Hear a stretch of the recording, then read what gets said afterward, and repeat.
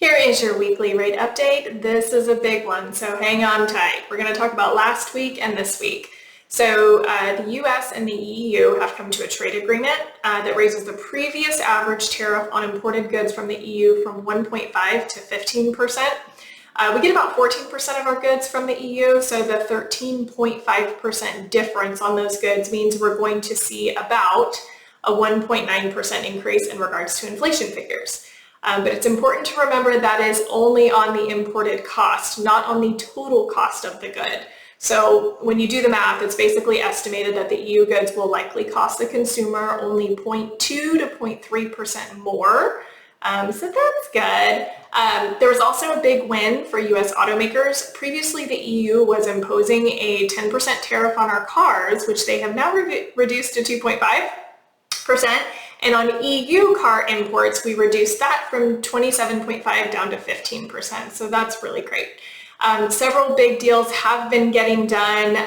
The new baseline tariff rate is around 15%. But the next big one in focus is China, and that's underway right now. So we'll see how that one shakes out. This is a big news week for the bond market and interest rates. So the JOLTS job report is coming out. That's expected to show a decline in job openings. But the ADP and the BLS jobs report are expected to show some gains. The BLS is also expected to show that the unemployment rate rose from 4.1 to 4.2%.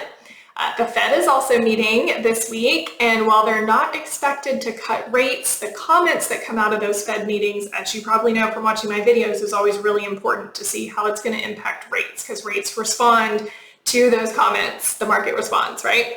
The PCE is also coming out on Thursday, and that is the Fed's favorite measure of inflation, and the market is expecting core inflation to show anywhere from 0.2 to 0.3%.